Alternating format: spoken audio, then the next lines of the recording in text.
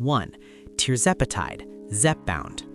Use: long-term chronic weight management in eligible adults. How it works: activates GIP plus GLP-1 pathways to reduce appetite, increase fullness, and improve blood sugar control. Common side effects: nausea, diarrhea or constipation, reflux, decreased appetite. Key cautions: not for people with a personal or family history of medullary thyroid cancer or MEN2. Watch for pancreatitis symptoms, gallbladder issues, dehydration. 2. Semaglutide, Wegovy. Use: long-term weight management, also helps reduce cardiometabolic risk factors in many patients.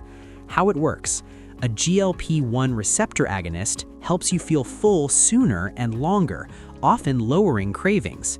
Common side effects: nausea, vomiting, constipation, or diarrhea. Key cautions: same thyroid warning category, possible gallbladder problems, rare pancreatitis, seek care for severe abdominal pain. 3. Liraglutide, Saxenda. Use: long-term weight management, daily option.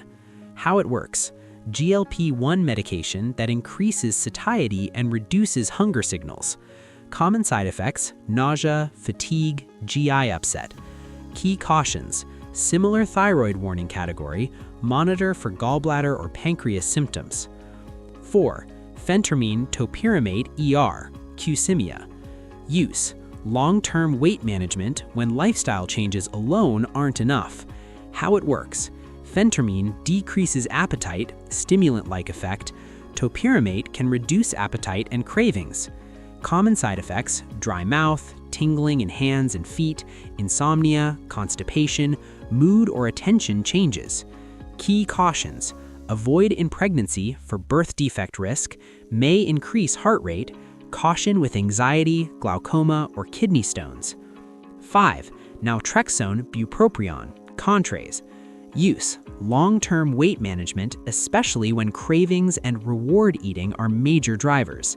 How it works: targets brain pathways involved in cravings, reward, and appetite regulation. Common side effects: nausea, headache, constipation, and insomnia.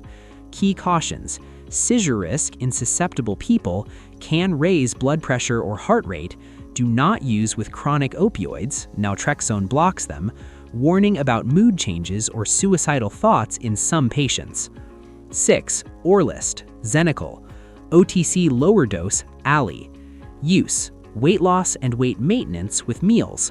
How it works: blocks intestinal enzymes that absorb dietary fat, so some fat passes through undigested. Common side effects: oily stools, urgency, gas, especially with high-fat meals. Key cautions: can reduce absorption of fat-soluble vitamins A, D, E, and K. Rare liver injury has been reported. Discuss monitoring with a clinician. 7. Phentermine, Adipex-P, and others. Use: short-term appetite suppressant, typically as a jumpstart alongside lifestyle changes. How it works: a sympathomimetic that suppresses appetite. Common side effects: increased heart rate, dry mouth, insomnia, jitteriness. Key cautions: not ideal if you have heart disease, uncontrolled high blood pressure, hyperthyroidism, glaucoma, or a history of stimulant misuse.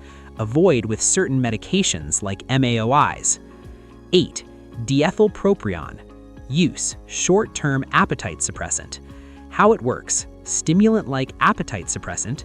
Common side effects: nervousness, insomnia, increased blood pressure or heart rate. Key cautions: similar to other stimulants, requires careful screening for cardiovascular risk and medication interactions. 9. Phendimetrazine. Use: short-term weight loss in carefully selected patients. How it works: another sympathomimetic appetite suppressant. Common side effects: restlessness, insomnia, elevated heart rate or BP, potential for dependence or misuse, avoid in many cardiovascular conditions, needs close medical supervision. 10. Setmelanotide, Imcivree. Use: weight management for certain rare genetic obesity disorders, not for typical obesity. How it works: targets the MC4R pathway to correct impaired appetite signaling in eligible genetic conditions. Common side effects: injection site reactions, skin darkening or hyperpigmentation, nausea, and mood changes. Genetic testing is required to confirm eligibility.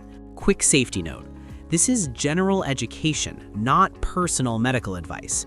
These meds are typically prescribed for people with BMI greater than or equal to 30 or BMI greater than or equal to 27 with weight-related conditions like high blood pressure, sleep apnea, or type 2 diabetes, and they work best alongside nutrition, activity, sleep, and behavior changes. Always talk with a licensed clinician.